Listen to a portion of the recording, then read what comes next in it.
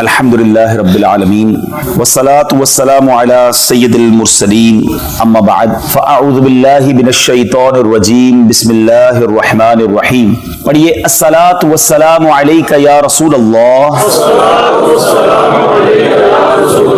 وعلی آلک واصحابک یا حبیب اللہ. الصلاة والسلام علیک یا نبی اللہ وعلی آلک واصحابک یا نور اللہ. درود پاک پڑھنے کے بے شمار فضائل و برکات ہیں اور بہت سارے واقعات فضائل درود میں ملتے ہیں. ایک بڑا ہی شاندار اور ایمان افروز واقعہ جو نبی پاک صلی اللہ تعالیٰ علیہ وسلم کے دور میں پیش آیا، میرے آقا کا ہی زمانہ تھا اور ایک کیس لایا گیا. یہ واقعہ جو نبی پاک کے دور میں پیش آیا یہ بھی گویا ایک کیس تھا، ایک مقدمہ تھا. پیارے آقا علیہ الصلوۃ والسلام کے پاس ایک شخص کو لے کر دو بندے آئے اور کہا حضور اس شخص نے ہمارا اونٹ چوری کیا ہے، کیمل جو ہے ہمارا اونٹ جو اس نے چوری کیا ہے اور آپ ہمارا فیصلہ کیجئے. سرور کائنات صلی اللہ تعالیٰ علیہ وسلم نے اس سے پہلے کہ میرے آقا کچھ فرماتے، اسلامی عدالت میں فیصلہ کرنے کے لیے دو گواہ چاہیے، چوری کا مال ہو وہ بھی موجود تھا اور جس کو نامزد کیا تھا، جس کے اوپر یہ الزام تھا وہ بھی تھا. تو بہت کلیئر کیس نظر آ رہا تھا کہ شاید فیصلہ ہو جانا چاہیے تھا. مگر نبی پاک علیہ الصلوۃ والسلام تو دلوں کے حال بھی جانتے ہیں. آقا علیہ الصلوۃ والسلام نے اس شخص سے کہ بتاؤ یہ جو تمہارے اوپر الزام لگایا ہے اپنی صفائی میں کچھ کہنا چاہتے ہو؟ اس صحابی رسول نے کمال کی بات کر دی. وہ کہتے ہیں یا رسول اللہ صلی اللہ تعالیٰ علیہ وسلم مجھ سے نہ پوچھیں کہ سچ کیا ہے، آپ اس اونٹ سے پوچھ لیجئے کہ بتا اس کا مالک کون ہے. ان کو یہ پتا تھا کہ میں اس دربار میں حاضر ہوں کہ جو زمین پر کھڑے ہو کر چاند کو اشارہ کریں وہ دو ٹکڑے ہو جاتا ہے، آقا پتھروں کو اشارہ کریں تو کلمہ پڑھنے لگ جاتے ہیں، درخت کو اشارہ کریں تو وہ زمین چیر کے آ جاتا ہے. تو نبی پاک تو سراپا معجزہ ہیں، تو صفائی دینے کی ضرورت ہی نہیں ہے، اونٹ سے ہی پوچھ لیجئے. سرور کائنات صلی اللہ تعالیٰ علیہ وسلم نے منع نہیں کیا، ڈینائی نہیں کیا کہ میں کیسے اونٹ سے بات کروں. اللہ کے حبیب وہ ہیں جو جانوروں کی بولیاں سمجھتے بھی ہیں اور آپ کے حکم سے جانور بولنا بھی شروع کر دیتے. نبی پاک نے فرمایا اے اونٹ بتا تیرا مالک کون ہے، ہو از یور اونر. وہ اونٹ کہتا ہے آپ اللہ کے رسول ہیں. پہلے تو اس نے نبی پاک کی گواہی دی اور اس کے بعد وہ کہتا ہے حضور یہ دونوں جھوٹے ہیں، جس کو پکڑ کر لائے ہیں یہی میرا مالک ہے. پیارے آقا بہت خوش ہوئے، اس کی رہائی ہو گئی، وہ باعزت بری گویا ایک طرح سے ہو گیا، الزام سے بھی بری ہو گئے. اب نبی پاک نے بڑا کمال کا جملہ ارشاد فرمایا. سرور کائنات صلی اللہ تعالیٰ علیہ وسلم نے جو بات فرمائی وہ بڑی نرالی تھی کہ میرے آقا نے فرمایا کہ ایسا تیرا کون سا نیک عمل ہے جس کی وجہ سے تو اتنی بڑی ذلت و رسوائی سے بچ گیا. کیونکہ اس زمانے میں چور کے ہاتھ کاٹے جاتے تھے، اگر ہاتھ کٹ جاتے تو وہ جدھر بھی جاتا چور کے نام سے پہچانا جاتا، لوگ سمجھ جاتے ہاتھ کٹے ہوئے ہیں. لیکن سوال بڑا نرالا ہے، تھوڑا ہے باریک نقطہ سمجھیے گا. آقا اس امتی سے سوال کر رہے ہیں کہ تیرا کون سا نیک عمل ہے جس کی وجہ سے تو اتنی بڑی ذلت سے بچ گیا. حقیقت تو یہ ہے کہ کمال اور معجزہ تو نبی پاک نے دکھایا، مہربانی تو آقا نے کی تھی، اور پوچھ اپنے امتی سے رہے کہ تیرا کون سا نیک عمل ہے. یہ بھی ایک غلام پر شفقت کا انداز ہے نا. وہ شاعر لکھتے ہیں نا، آتا ہے فقیروں پہ انہیں پیار کچھ ایسا، خود بھیک دیں اور خود کہیں منگتا کا بھلا ہو. خود ہی کرم کیا اور خود ہی پوچھ رہے ہیں بتاؤ تیرا کون سا نیک عمل ہے. وہ کہتا ہے حضور اور کوئی نیک عمل تو یاد نہیں، ہاں میری زندگی میں یہ عمل ہے کہ میں آپ کی ذات پر کثرت سے درود پاک پڑھتا ہوں. میرے آقا نے کیا فرمایا، اے میرے امتی، حدیث پاک کا مضمون ہے، اسی طرح مجھ پر درود پاک پڑھتے رہا کرو، تم جس طرح دنیا میں ذلت سے بچ گئے ہو آخرت میں بھی ذلت سے بچ جاؤ. اب گویا یہ ہمیں فارمولا مل گیا، ہمیں یہ طریقہ مل گیا کہ اگر میں اور آپ چاہتے ہیں، کون ہے جو نہیں چاہتا کہ ہمیں دنیا اور آخرت میں سرخروئی ملے، یہاں بھی ذلت سے بچیں وہاں بھی بچیں، تو طریقہ یہی ہے کہ پیارے آقا صلی اللہ تعالیٰ علیہ وسلم پر کثرت سے درود پڑھتے رہیں. انشاءاللہ یہاں بھی کامیابی مقدر بنے گی، وہاں بھی کامیابی مقدر بنے گی. میں بھی نیت کروں اور آپ بھی نیت کریں کہ انشاءاللہ کثرت سے درود پاک پڑھیں گے.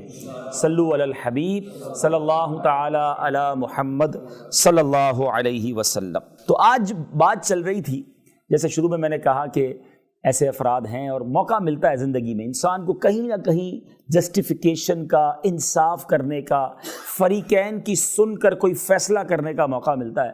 تو آج چند باتیں اسی حوالے سے عرض کروں گا. قیامت کے دن جو ہے، جو گرمی ہوگی اس کے بارے میں آپ نے سنا ہوگا کہ 50,000 سال کا دن ہوگا، سورج 1.25 میل پر ہوگا اور لوگ اپنے ہی پسینے میں ڈبکیاں کھا رہے ہوں گے، پیاس سے برا حال ہوگا. اس دن کوئی سایہ نہیں ہوگا سوائے اللہ کے عرش کے سائے کے. یوم لا ظل الا ظلک، اللہ کے عرش کے سائے کے سوا کوئی سایہ نہیں ہوگا. تو اس دن کس کو سایہ ملے گا؟ 7 قسم کے لوگ نبی پاک نے بیان فرمائے. میں انشاءاللہ وہ حدیث بھی آج آپ کو سناؤں گا. یہ میرے بیان کا آج ٹاپک ہے کہ میں نے اور آپ نے آج یہ بھی چیک کر لینا ہے کہ قیامت کے دن عرش کا سایہ جن خوش نصیبوں کو ملے گا میں ان میں شامل ہوں کہ نہیں، اور اگر نہیں ہوں تو آج سے کوشش تو شروع کر دوں نا، آج سے وہ کام تو شروع کر دوں. اور جن لوگوں نے فیصلہ کرنا ہے، میں نے ٹاپک کیوں لیا کہ سرور کائنات صلی اللہ تعالیٰ علیہ وسلم نے فرمایا قیامت کے دن جب اللہ کے عرش کے سوا کوئی سایہ نہ ہوگا، حدیث پاک کا مضمون ہے 7 قسم کے لوگ ہوں گے. اس میں جو پہلا وہ شخص جس کو سایہ ملے گا نا، وہ ہوگا عادل حکمران، عدل کرنے والا حکمران، صحیح فیصلہ کرنے والا، انصاف کرنے والا حکمران. خاندان کے بڑے، قبیلے کے بڑے یا اپنی کمیٹی وغیرہ کہیں نہ کہیں زندگی میں موقع ملتا ہے تو عدل کرنے والا انشاءاللہ قیامت کے دن اللہ کے عرش کے سائے میں ہوگا. اور اب ذرا سنیے کہ اسلام عدل کے بارے میں کیا کہتا ہے. سبحان اللہ. ایک بار مولا علی کرم اللہ تعالی وجہ الکریم، ان کا مرتبہ کون نہیں جانتا، شیر خدا ہیں، اور جس وقت امیر المومنین تھے آپ، ہیڈ آف دا اسٹیٹ، اس پوری مملکت کے سب سے بڑے عہدے پر آپ تھے، ٹھیک ہے نا. آپ نے ایک بار جنگ صفین کے لیے روانہ ہوئے تو آپ کی زرہ وہ جنگی لباس ہوتا تھا، آج کل بلٹ پروف جیکٹ ہوتا ہے، پہلے وہ لوہے کا پورا لباس ہوتا تھا، وہ آپ کا کہیں گر گیا.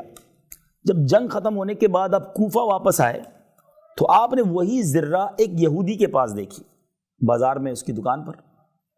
تو آپ نے زرہ پہچان کر یہودی سے کہا یہ تو میری ہے، تمہارے پاس کیسے آ گئی؟ میں نے نہ کسی کو فروخت کی ہے نہ کسی کو تحفہ دیا ہے، تمہارے پاس کیسے پہنچ گئی؟ وہ کہتے ہیں تو میری ہے، میرے قبضے میں اور میری ہے. تو آپ نے فرمایا چلو قاضی کے پاس چلتے ہیں. آرڈر نہیں دیا کہ میں ہیڈ آف دا اسٹیٹ ہوں، امیر المومنین ہوں، یہ زرہ میری ہے، چھین لیتے. فوجی کو کہتے، اپنے سپاہی کو کہتے مارو اس کو 2 تھپڑ اور نکال لو، نہیں کہ چلو فیصلہ کرواتے ہیں. امیر المومنین اس یہودی کو لے کر جاتے ہیں قاضی شریح کے پاس. اچھا قاضی شریح مسلمان ہیں، ظاہر امیر المومنین کے انڈر میں ہیں، لیکن قاضی کا ایک مقام ہوتا ہے، وہ کسی بھی اسٹیٹ پر اگر کوئی دنیا کا بڑا افسر بھی آ جائے تو اب اس کے نزدیک یہ دونوں برابر ہیں. تو قاضی شریح جس کو اپوائنٹ مولا علی نے کیا، جو نومینیشن ہوئی ہے وہ مولا علی کرم اللہ تعالی وجہ الکریم کی طرف سے ہوئی ہے، مگر اب یہ عجیب و غریب ڈیسیشن ہو گیا کہ امیر المومنین ایک یہودی کو، غیر مسلم کو لے کر آیا اور کہا کہ ہمارا فیصلہ کیجئے. میں کہتا ہوں کہ میری یہ ذرہ، یہ کہتا ہے اس کی ہے. تو قاضی نے کہا کہ اے امیر المومنین بتائیے کہ آپ کے پاس کوئی گواہ ہے، آپ کا دعویٰ ہے کہ یہ آپ کی ہے، یو ہیو اینی وٹنس؟ تو آپ نے کہا ہاں، میرا بیٹا امام حسن اور میرا غلام، اس کا نام کمبر، یہ دونوں گواہی دیں گے. تو قاضی شریح کہتے ہیں کہ باپ کے حق میں بیٹے کی گواہی معتبر نہیں ہے. آپ امیر المومنین ضرور ہیں، اور گواہی دینے والا کون؟ امام حسن، مرتبہ جنتی نوجوانوں کے سردار. مولا علی کون ہے کہ آقا علیہ الصلوۃ والسلام فرمائے میں علم کا شہر ہوں، علی اس کا دروازہ ہے. مگر اتنا بڑا جو ہے وہ مقام ہونے کے باوجود قاضی کیا کہہ رہا ہے کہ حضور بیٹے کی گواہی نہیں چلے گی. اب قاضی نے کیا کیا، اس یہودی کے حق میں فیصلہ دے دیا کہ due to lack of witness, گواہ موجود نہیں ہے، اس لیے قانون کی روح سے یہ ذرہ تمہاری ہے. مولا علی کے حق میں فیصلہ نہیں دیا. مگر اس اسلامی فیصلے کا حال کیا ہوا، اس کا رزلٹ کیا آیا؟ وہ یہودی کہتا ہے کہ آپ امیر المومنین ہیں، آپ ہی مجھے قاضی کے پاس لے کر آئے، قاضی بھی مسلمان ہیں، مگر چونکہ گواہ نہیں تھا، قانون کے مطابق اس نے میرے حق میں فیصلہ دیا. بے شک یہی دین سچا ہے، میں گواہی دیتا ہوں اللہ کے سوا کوئی معبود نہیں ہے، محمد صلی اللہ علیہ وسلم اللہ کے آخری رسول ہیں. کلمہ پڑھ کر وہ یہودی مسلمان ہو گیا اور کہا حضور واقعی سچ تو یہی ہے کہ یہ ذرہ آپ ہی کی ہے، یہ ذرہ بھی آپ واپس لے لیجیے. میٹھے اسلامی بھائیوں، یہ واقعہ سنہرے حروف میں لکھے جانے کے قابل ہے۔ آپ ذرا سوچئے، کیا آج کے دور میں ایسا ہوتا ہے؟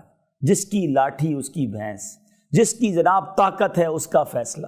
کہیں نہ کہیں کسی نہ کسی موقع پر ہمیں زندگی میں فیصلہ کرنا پڑتا ہے، چاہے وہ اپنے ملازمین کے درمیان ہو، چاہے وہ اپنی فیملی کے درمیان ہو، چاہے دو میاں بیوی لڑ پڑیں، کہیں نہ کہیں آ کر ہمیں کوئی بات کرنی پڑتی ہے۔ اس وقت ہمارا مائنڈ سیٹ کیا ہوتا ہے؟ سب سے بڑا پرابلم تو یہ ہے کہ ہمیں علم بھی تو نہیں ہے نا۔ جو دماغ میں، جو ذہن میں آیا، یا جو باپ دادا کا طریقہ رہا ہے، جو ہمارے قبیلے کا طریقہ رہا ہے، وہ ہمارے یہاں جملہ کہتے ہیں ہمارا ریت رواج یہی ہے۔ میرا اور آپ کا ریت رواج نہیں چلے گا، اسلام کا طریقہ چلے گا۔ ابھی تھوڑی دیر پہلے ہی میں مفتی قاسم صاحب اللہ ان کو اور حیاتی دے اور زندگی دے، بڑی کمال کی باتیں کلپ پہ دیکھ رہا تھا۔ ان سے سوال کیا کسی نے، کیا اسلام ہماری مرضی کا نہیں ہو سکتا؟ تو آپ نے فرمایا اسلام مرضی کا نہیں ہو سکتا، کفر مرضی کا ہو سکتا ہے، کیونکہ کفر تو نافرمانی کا نام ہے نا، جیسی نافرمانی کرو۔ اسلام اللہ اور اس کے رسول کی مرضی کا چلے گا، میری اور آپ کی مرضی کا کہ بلوچستان میں یہ چلتا ہے، ہمارے جناب فلاں قبیلہ ہے اس کا یہ رواج ہے، وہ نہیں چلے گا۔ ہم مسلمان ہیں، ہم نے ایمان لائے ہیں، ہم کلمہ پڑھا ہے، اب جو اللہ نے فرمایا اس کے رسول نے فرمایا وہ اسلام چلے گا نا، وہ طریقہ چلے گا۔ تو شریعت جو طریقہ بیان کرتی ہے، میں چند باتیں اور بھی عرض کروں گا کہ فیصلہ کرنے میں کن کن چیزوں کی رعایت کرنی ہے، کن کن چیزوں کو فوکس کرنا ہے، لیکن اس واقعے سے پہلے یہ تو پتہ چل جائے نا کہ بات انصاف کی کرنی ہے، طرفداری نہیں کرنی کہ میرے قبیلے کا ہے، میرے خاندان کا ہے، پرانا دوست ہے، بچپن کا گرائی ہے، اس کی تو بات ماننی پڑے گی، غلط ہے پھر بھی اسی کو سپورٹ کرنا ہے۔ ایسا کر تو جائیں گے، ہو بھی جاتا ہے، پیسے کھلا کر بھی فیصلے ہو جاتے ہیں، مگر یہ نا انصافی کرنے والا سوچے کہ قیامت کے دن اللہ کو کیا منہ دکھائے گا۔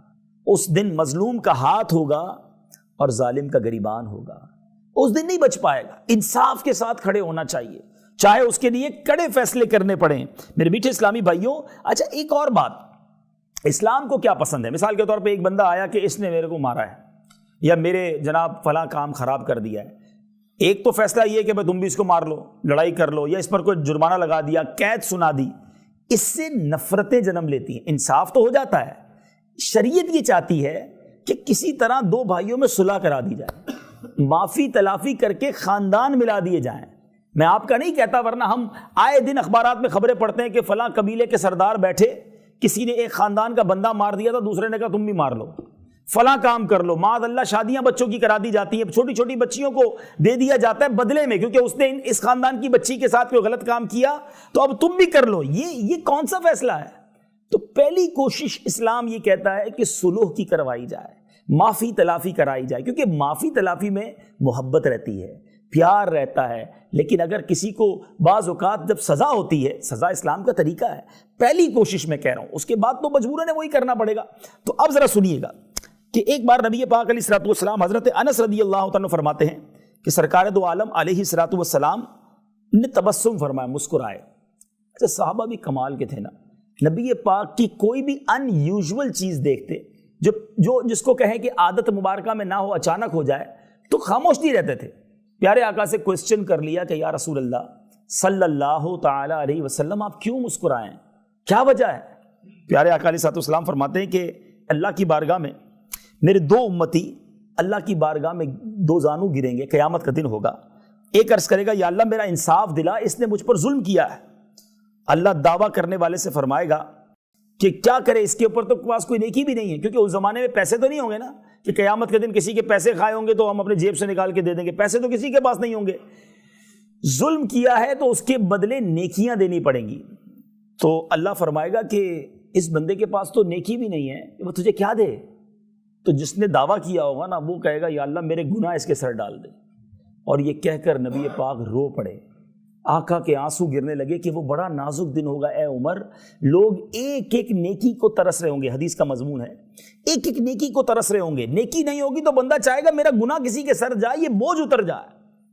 قیامت کے دن کی ہولناکی سے اس لیے ڈریں کہ ماں ہے نا، اس پوری کائنات میں سب سے زیادہ مجھ پر اور آپ پر مہربان کوئی ہے تو وہ میری ماں ہے، آپ کی ماں ہے۔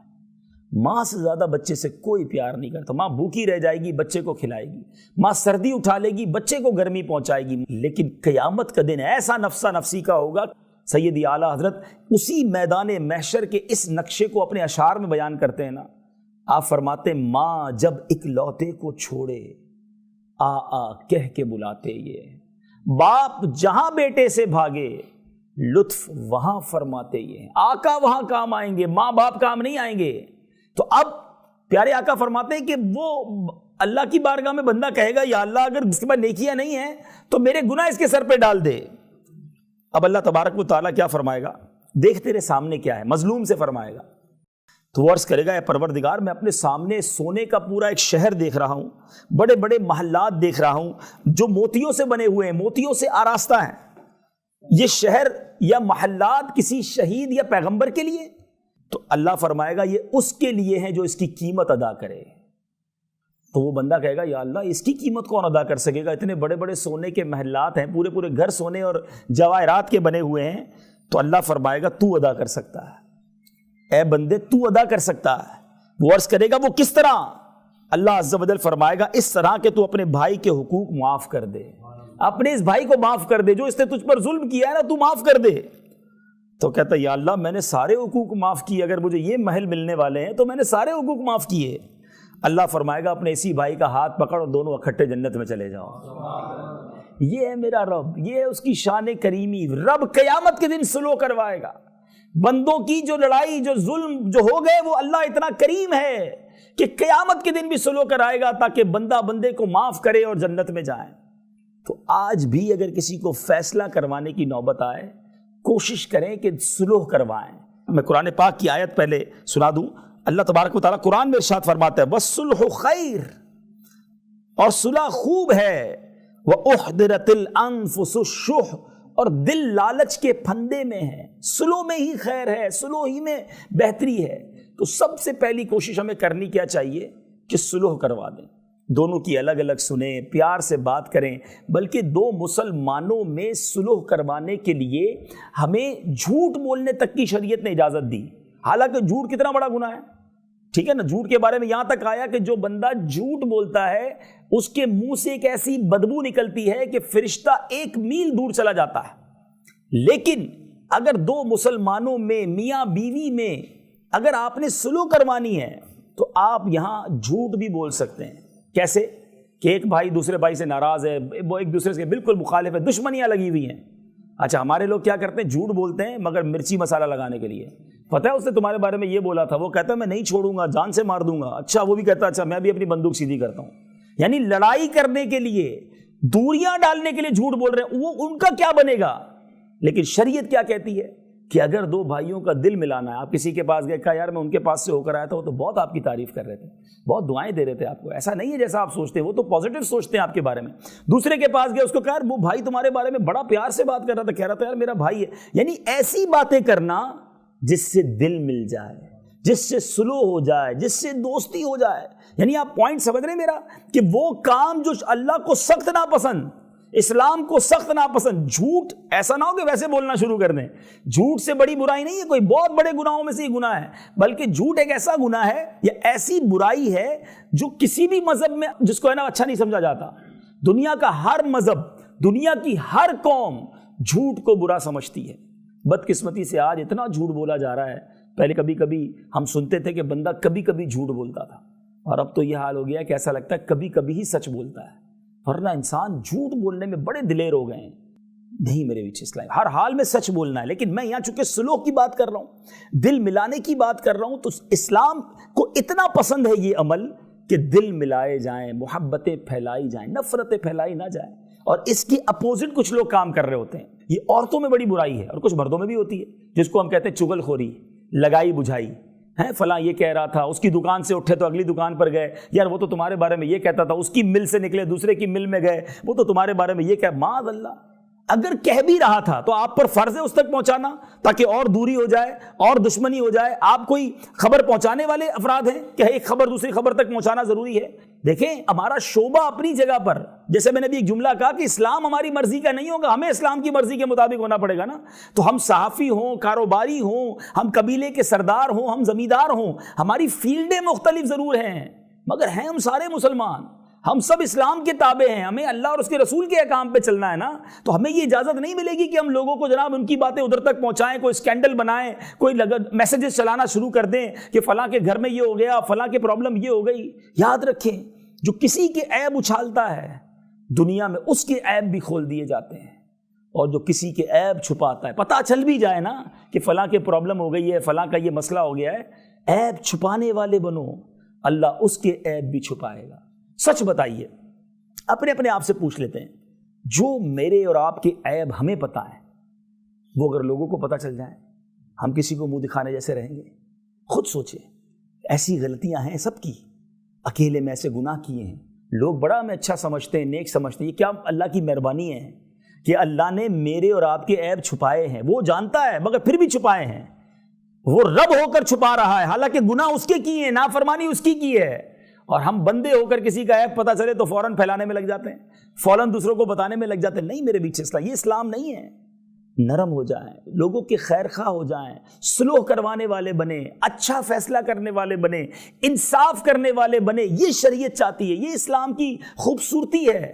کسی کو فیور دے کر اگلے پہ ظلم کر دیں گے، یہاں تو چل جائے گا، یہاں لوگ نہیں بگاڑ سکتے۔ بعض اوقات کچھ لوگ اتنے پاورفل ہوتے ہیں کہ جن کا کوئی کچھ نہیں بگاڑ سکتا، مگر جس طرح میں نے شروع میں کہا کہ ایک دن آنا ہے جب مظلوم کا ہاتھ ہوگا، ظالم کا گریبان ہوگا، اور اللہ مظلوم کے ساتھ ہوگا۔ اللہ نے انصاف کرنا ہے، رب کریم ہے، وہ کسی کا حق ضائع نہیں فرمائے گا۔ آپ اعلیٰ حضرت امام اہل سنت کمال کی بات لکھتے ہیں، ڈر جانا چاہیے اس سے۔ آج لوگ کسی کی زمین رکھ لیتے ہیں، پیسے نہیں دیتے۔ سیدی اعلیٰ حضرت فرماتے ہیں جو کسی کے 3 پیسے، I am not talking about million rupees اور 10 ملین روپیز اور لاکھوں روپے کی بات نہیں کر رہا، صرف 3 پیسے جان بوجھ کر دبا لے، بروز قیامت اسے 700 مقبول با جماعت نمازیں دینی پڑ جائیں گی۔ ان 3 پیسوں کے بدلے نمازیں کتنی؟ 700، وہ بھی مقبول اور با جماعت۔ شاید یہ تو پوری زندگی میں ہمارے پاس نہیں ہوں گی۔ جو لاکھوں روپے دبا بیٹھا، جو زمینیں کھا بیٹھا، جو حساب کتاب بناتا ہی نہیں کسی کا، کہتا ہے بس ٹھیک ہے یہی لے جاؤ۔ کاروباری لوگوں کا ایک اور عجیب سا ٹرینڈ ہے، مثال کے طور پہ 2,05,720 روپے بل بنا، بھائی ٹھیک ہے یار 2 لاکھ لے لو بھائی، اچھا چلو 2,05,000 لے لو، 720 تو گئے۔ کیسے گئے بھائی؟ ایک روپیہ دینا پڑے گا اگر کسی کا آپ پر آتا ہے۔ وہ معاف کر دے الگ بات ہے، معاف دل سے کوئی نہیں کرتا، مجبوراً بیچارہ کہتا ہے چلو بھائی اگلا مال بھی دینا ہے، اگلا سودا بھی کرنا ہے، ماننا پڑے گا صاحب کی۔ یہ آپ نے اس کے پیسے رکھ لیے، اور قیامت کے دن اگر وہ کھڑا ہو گیا تو آپ کیسے جواب دیں گے؟ چھوٹی چھوٹی چیزوں کا تو خیال ہی کوئی نہیں کرتا۔ فروٹ والے کی دکان پہ جائیں گے، 1 کلو فروٹ لیا، ایک امرود اٹھا کے ویسے ہی کھا لیا، ویسے ہی بیر اٹھا کے اجازت لیا آپ نے؟ یہ ایک دن کا آپ نے وہ واقعہ سنا ہوگا سیدی غوث اعظم رضی اللہ تعالیٰ کے والد کا، کہ وہ ایک سیب کا حق بخشوانے گئے تھے، اور کتنے سال باغ کی رکھوالی کی ایک سیب کے لیے، اور آج یار لوگوں کو پرواہ کوئی نہیں ہے۔ ایسا نہ کریں، حقوق العباد کا خیال رکھیں۔ تو بہرحال میں دوبارہ اس پہلی حدیث پر آتا ہوں، انصاف پر کچھ بات ہو گئی کہ قیامت کے دن اللہ کے عرش کا سایہ جن 7 قسم کے لوگوں کو ملے گا، اس میں پہلا وہ شخص ہوگا کہ جو عدل کرنے والا حکمران ہوگا۔ اللہ مجھے اور آپ کو ہمیشہ عدل کرنے والا بنائے، ہم سے کبھی نا انصافی نہ ہو۔ نہیں آتا عدل کرنا، شریعت کے اصول ہے۔ میں ایک رسالہ، ایک کتاب مجھے جب یہ بتایا گیا تو میں نے اسی کتاب سے کچھ یہ بیان تیار کیا۔ اس کتاب کا نام ہی فیصلہ کرنے کے مدنی پھول، نام ہی کتنا پیارا ہے۔ دعوت اسلامی نے ہر موضوع پر ہمیں کتاب دی ہے نا، فیصلہ کیسے کرنا ہے، اس سے پہلے کیا کیا خیال رکھنا ہے، اس کی 5 تو مین پوائنٹس ہیں۔ چلے وہ سرسری بتا دیتا ہوں کہ جب بھی کسی کا فیصلہ کرنا ہو نا، تو اب کیا کریں کہ ان دونوں کے درمیان 5 چیزیں غور سے سن لیں۔ اپنے پاس دونوں کو بیٹھنے کا ایک جیسا موقع دے۔ پتہ چلا جو دوست ہے اس کو تو کرسی پہ بٹھایا، اور جو اس کا ملازم ہے اس کو زمین پہ بٹھا لیا، بولا ہاں بتاؤ بھائی، آپ بھی بتاؤ، آپ بھی بتاؤ۔ پہلے ہی آپ نے ناانصافی کر دی۔ ایک جیسے طریقے سے دونوں کو بٹھائیں۔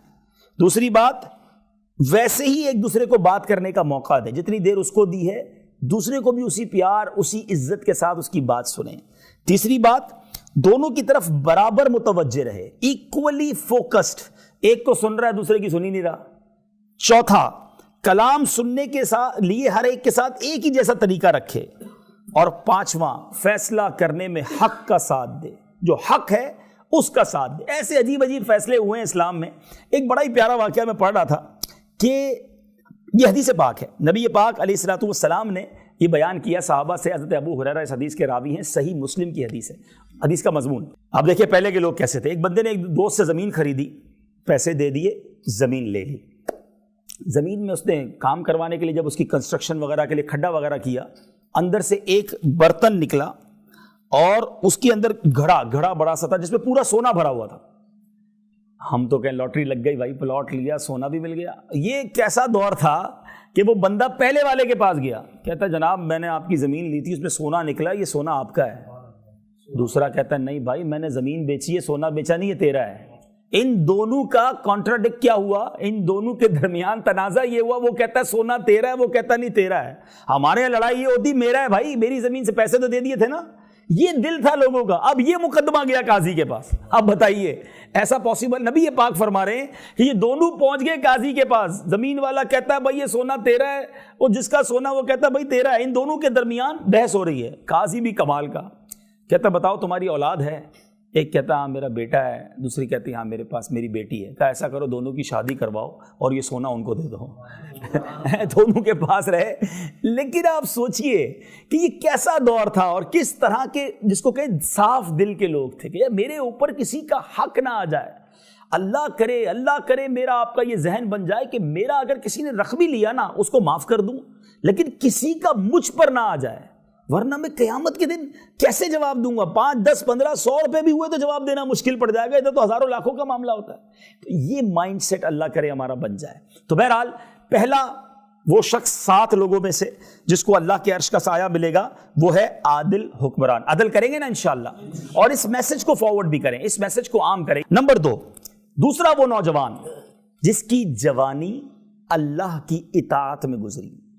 جس نوجوان کی جوانی اللہ کی اطاعت میں گزرے گی، عبادت میں گزری، اس کو اللہ کے عرش کا سایہ ملے۔ نوجوان آج کے دور میں کہتا ہے جناب جوانی تو عیاشی کے لیے ہے، انجوائمنٹ کے لیے ہے، بڑھاپے میں اللہ اللہ کر لیں گے۔ تو کیا نوجوان نہیں مرتا؟ کیا ہمارے سامنے جوانوں کے جنازے نہیں اٹھ رہے؟ ہمیں یہ سوچنا چاہیے کہ ہمیں اپنی جوانی کو اللہ کی اطاعت میں گزارنی ہے۔ جو جوانی میں گناہ کرتے ہیں وہ قیامت کے دن اللہ کو کیا منہ دکھائیں گے؟ جوانی میں تو انسان کے اعضاء سلامت ہیں، بڑھاپے میں تو عبادت کا ویسے بھی انسان کے پاس ہمت نہیں بچتی ہے۔ اور کچھ لوگوں نے بڑا باقاعدہ پلان کیا ہوا، جب بھی ان کو کہنا بھائی نماز کیوں نہیں پڑھتے، آپ سنت پر عمل کیوں نہیں کرتے، آپ حرام کام کیوں نہیں چھوڑتے، تو کہتے ہیں بس یہ 40 45 سال تک تھوڑا سا کر لوں، اس کے بعد میں نے اللہ اللہ ہی کرنا ہے۔ تو کیا آپ کے پاس گارنٹی ہے کہ آپ 50 ایئرس تک پہنچیں گے؟ ہیں پر آپ کے پاس یہ گارنٹی ہے کہ آپ زندہ رہیں گے؟ آپ میں اتنے سارے پڑھے لکھے لوگ بیٹھے ہیں، کوئی ہے جو کل تک زندہ رہنے کی مجھے گارنٹی دے دے؟ کوئی ایک ہے آپ میں سے؟ نہیں ہے نا۔ ہمیں تو ابھی یہاں سے اٹھ کر گھر زندہ جائیں گے یہ نہیں پتا۔ آگاہ اپنی موت سے کوئی بشر نہیں، سامان 100 برس کا ہے، پل کی خبر نہیں۔ جب پل کی خبر نہیں ہے تو کل کی پلاننگ کیوں کر رہے ہیں؟ ابھی توبہ کرنی ہے نا، ابھی اللہ کو راضی کرنا ہے۔ اسی آسرے میں کئی لوگ دنیا سے چلے گئے کہ توبہ کر لوں گا، نماز شروع کر دوں گا، گناہ چھوڑ دوں گا، بس ذرا گھر بنا لوں، مجھے پتا ہے میں غلط کام کر رہا ہوں لیکن ایک ذرا فیکٹری سیٹ ہو جائے، اس کے بعد میں نے توبہ ہی کرنی ہے۔ بھائی یہی تو شیطان چاہتا ہے کہ آج نہ کرو، کل کی پلاننگ کرو، 5 سال بعد کی پلاننگ کرو اور دنیا سے چلے جاؤ، بغیر توبہ کیے چلے جاؤ۔ اللہ کے عرش کا سایہ اس نوجوان کو ملے گا جس نوجوان کی جوانی عبادت میں گزری۔ اور آپ اگر تھوڑا سا توجہ دیں دعوت اسلامی کے مدری ماحول پر، میں کہتا ہوں دنیا میں کوئی ایسا ماحول نہیں ہے جس میں لاکھوں نہیں کروڑوں نوجوان ہیں، اور کروڑوں نوجوان اسلامی بھائی اور اسلامی بہنیں اس بھری جوانی میں جنہوں نے توبہ کی ہے، جو گناہوں میں نہیں نیکیوں میں زندگی گزار رہے ہیں، جو نماز پڑھ رہے ہیں، جو سنتوں پر عمل کر رہے ہیں۔ کیا ان نوجوانوں کا دل نہیں چاہتا انجوائے کرنے کا، ہے فیشن اپنانے کا، معاذ اللہ گندے برے کام کرنے کا؟ شیطان تو سب کے دل پر حملہ کر رہا ہے نا، مگر کمال یہ ہے کہ یہ نوجوان شیطان سے مقابلہ بھی کر رہے ہیں اور اللہ کی رضا والے کام کر رہے ہیں۔ ہم اور آپ بھی اس ماحول میں آئے ہیں، مرنا ہم نے بھی ہے۔ تیسرا وہ شخص جس کو اللہ کے عرش کا سایہ ملے گا، میرے آقا فرماتے ہیں وہ شخص جس کا دل مسجد سے نکلنے کے بعد بھی مسجد کی طرف لگا رہے، نکلے مسجد سے پھر دل چاہے مسجد میں جانے کو۔ اب ایسے کتنے ہیں؟ ابھی تو دھکا مار کے ایسا لگتا ہے مسجد میں بھیجنا پڑتا ہے، جمعے والے دن مسجد نظر آتی ہے، وہ تو ہمارا بس نہیں چلتا ورنہ اپنی گلی گلی میں کہیں گھر میں ہی جمعہ پڑھ لیں، لیکن جانا پڑتا ہے مسجد میں اس لیے جمعے کو لوگ جاتے ہیں، ورنہ پورا پورا ہفتہ مسجد کا منہ نہیں دیکھتے۔ یہ درست نہیں ہے میٹھے اسلامی بھائی۔ آج مسلمان مسجد میں جاتا ہے اور ایسے نظر آتا ہے جیسے مچھلی پانی سے باہر ہے، بالکل بے چین ہے، جلدی جلدی گھڑی دیکھ رہا ہے یار کب جماعت ختم ہو، فوراً باہر نکلوں، دعا بھی نہیں کرتے۔ ابھی امام صاحب نے سلام پھیرا اور باہر جانے والوں کی لائن شروع ہو گئی۔ کسی دن امام صاحب سے 2-4 منٹ جماعت لیٹ شروع ہو جائے، پھر دیکھیں جناب امام صاحب کو پکڑ لیں گے لوگ۔ 3 منٹ آپ نے جماعت لیٹ کی، آج آپ نے اتنی لمبی دعا کروا دی۔ اللہ کے بندوں اگر 2-3 منٹ اللہ کے گھر میں اور بیٹھنے کو مل گیا تو یہ اچھا ہوا یا غلط ہوا؟ تمہاری سانسیں اللہ کے گھر میں گزر گئیں، رحمتوں والی جگہ پر گزر گئیں. وہی بندہ بار کچہری میں 1 گھنٹہ بیٹھ جائے گا دوستوں کے ساتھ، مسجد میں 3 منٹ جماعت کیوں لیٹ ہوئی اس پر اس کو اعتراض ہوگا. ہونی نہیں چاہیے جماعت، ٹائم پہ ہی ہونی چاہیے، لیکن اپنے دل سے پوچھے نا کہ مجھے اگر تھوڑا ٹائم مسجد میں اور لگ گیا تو یہ اچھا ہوا یا برا ہوا. بیسٹ پارٹ ایک حدیث سناتا ہوں. اللہ کے حبیب علیہ الصلوۃ والسلام فرماتے ہیں پوری کائنات میں، حدیث کا مضمون ہے، اللہ کے نزدیک زمین پر سب سے بہترین ٹکڑا جو ہے وہ مسجد ہے، اور اللہ کے نزدیک سب سے برا حصہ جو زمین پر ہے وہ بازار ہے. بازار کو کیوں کہا گیا؟ کہ وہاں غفلت ہوتی ہے، وہاں جھوٹ بولتے ہیں لوگ، وہاں دھوکہ دیتے ہیں. جو بازار میں بھی عبادت کرے، جو بازار جائے وہاں بھی ذکر کرے، وہاں بھی حلال کمائے، اس کی بڑی فضیلت ہے. لیکن آج ہمارا بازار میں وقت زیادہ گزرتا ہے، مسجد میں وقت نہیں گزرتا. تو خدا را اپنا کنیکشن مسجد سے بڑھائیے. آپ اللہ کے مہمان بنتے ہیں. مسجد کس کا گھر ہے؟ ذرا جواب دیجیے گا. اللہ کا گھر. مجھے بتائیں جو اللہ کے گھر میں گیا وہ کس کا مہمان بنا؟ اللہ بغیر خوش کیے واپس بھیجے گا، وہ جھولی بھر کے بھیجے گا، وہ مرادیں عطا فرمائے گا، وہ تمہیں راضی کر کے بھیجے گا. جاؤ تو صحیح نا. ادھر جا کے بھاگنے کی پڑی ہوتی ہے، ادھر جا کے ٹینشن ہوتی ہے. میزبان کو اچھا لگے کہ جاتی بولے میں جا رہا ہوں. آپ کا تو بلوچی کی روایت ہے کھائے بغیر تو جا نہیں سکتے، چائے بغیر تو جا نہیں سکتے. آپ کو برا لگ جاتا ہے آپ کا مہمان کچھ کیے بغیر چلا جائے. اللہ کے گھر سے ویسے ہی باہر آ گئے. خود سوچیں آپ کیا کر رہے ہیں. بار بار مہمان بنے اور سکون والے مہمان بنے. ایک اور بات، مسجد میں جائیں تو اس کا ادب بھی کریں. آپ کے گھر میں کوئی آئے مہمان، آ کر گندگی کرے، شور مچائے، آپ کیا کہتے ہیں؟ یار آئندہ نہیں بلانا اس کو تمیز نہیں ہے. ایسا ہی ہے. اور کوئی مہمان آئے بڑی عزت سے بیٹھے، بڑا آپ کے گھر کے ساتھ صفائی ستھرائی والا ماحول رکھے، جاتے جاتے آپ کو 2 تحفہ بھی دے کے جائے، آپ کیا کہیں گے؟ بڑا یار کمال کا آدمی، اس کو دوبارہ بلانا ہے. ایسا ہی ہے. اگر اللہ کے گھر کا بار بار مہمان بننا ہے نا تو اچھے مہمان بنو. مسجد کا ادب کریں، عزت کے ساتھ جائیں، صاف کپڑے پہن کے جائیں، خوشبو لگا کر جائیں، شور نہ کریں مسجد میں. اللہ کے گھر کا ادب کریں. اللہ بار بار بلائے گا. یہی نہیں بلکہ اپنے گھر مکے میں بھی بلائے گا انشاءاللہ. ہاں بار بار حج کو بلائے گا کیونکہ اچھے مہمان تھے نا آپ. لیکن مسجد کا ادب ہو. مسجد جائیں گے تو سب کریں گے نا.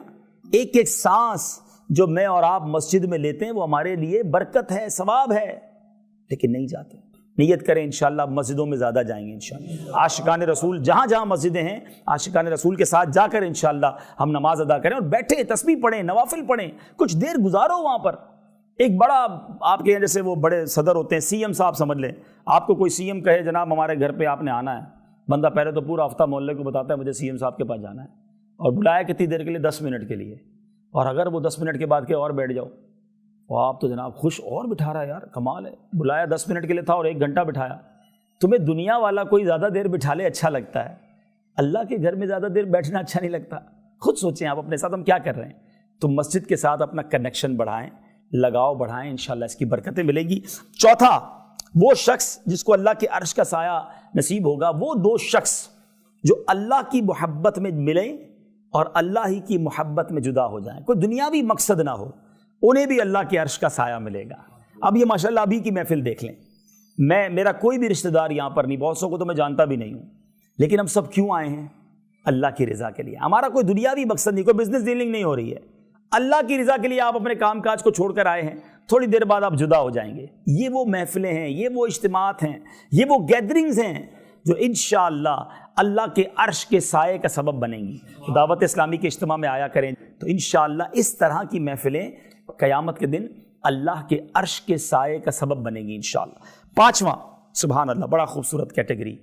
آقا فرماتے وہ بندہ جو اکیلے میں اللہ کو یاد کرے، اکیلے میں رب کو یاد کرے اور اس کی آنکھوں سے آنسو بہ نکلے، اللہ قیامت کے دن اپنے عرش کا سایہ نصیب کرے گا.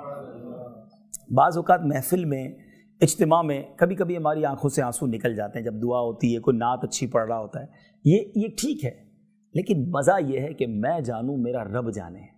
اکیلا کمرہ بند ہوا، تھوڑا سا دیر رات کو اٹھ جائیں، تہجد پڑھیں، عشاء پڑھ کے سو جائیں. تہجد کے لیے ضروری یہ ہے کہ عشاء پڑھی ہوئی ہو اور عشاء پڑھ کے بندہ سوئے، اور اب فجر کا وقت شروع ہونے سے پہلے کبھی اٹھ جائے اور اکیلے کمرے میں جانماز بچھائیں. مشورہ دے رہا ہوں آپ کے جیسے کوئی بیمار ہوگا، کسی کا کوئی پرابلم ہوگا، کسی کا فیملی ایشو ہوگا، ادھر ادھر نہ جاؤ.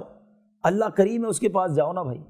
تہجد میں اٹھیں، ہاتھ اٹھائیں، آنسو بہائیں، اللہ سے اپنی پرابلم بھی عرض کریں اور اپنی آخرت کے لیے بھی دعا کریں، اللہ سے اس کی محبت بھی مانگیں. اکیلے میں اللہ کو یاد کر کے رونے والا اللہ کے حبیب فرماتے ہیں اس کو قیامت کے دن اللہ کے عرش کا سایہ نصیب ہوگا۔ اللہ مجھے اور آپ کو ایسی نیکیاں کرنے کی توفیق دے۔ آج پرابلم یہ ہے کہ ہم نے تو ہر نیکی لوگوں کو بتانی ہے، اکیلے میں تو کرنا ہی کچھ نہیں ہے۔ اکیلے میں کچھ کر بھی لیا تو وہ بھی لوگوں کو بتانا ہے۔ یار مولانا صاحب نے کل کہا تھا نا اکیلے میں رونا ہے، تو آج میں تہجد میں اٹھا تھا اور خوب رویا تھا، یہ بھی بتا دیا۔ او بھائی آپ جانے، آپ کا رب جانے۔ ایک چوٹ کرتا ہوں اوستا محمد والوں، ایسی کتنی نیکیاں ہیں ہمارے پاس جو صرف میں جانوں اور میرا رب جانے۔ اپنے آپ سے پوچھئے گا، ہم نے جتنے حج کیے لوگوں کو بتائے، جتنے عمرے کیے، بلکہ عمرے میں طواف کتنے کیے وہ بھی بتا دیے ہوں گے، کتنے روزے رکھے، کتنے صدقے دیے، جو بھی نیکی کی وہ لوگوں کو بتاتے ہیں۔ کیوں بتاتے ہیں بھائی؟ میں جانوں میرا رب جانے۔ ایسی نیکیاں کیجئے جو آپ جانے اور آپ کا رب جانے۔ علماء کہتے ہیں جس طرح اپنے گناہ چھپاتے ہو نا، اس طرح اپنی نیکیاں چھپاؤ۔ گناہ ہم میں سے کوئی نہیں بتائے گا کہ ہم نے کیا کیا گڑبڑیں کی ہیں، وہ سب بندہ چھپاتا ہے۔ نیکیاں سب کو بتا رہے ہیں، مجھ سے بڑا نیک کوئی نہیں۔ نہ جناب نہ، میں جانوں میرا رب جانے۔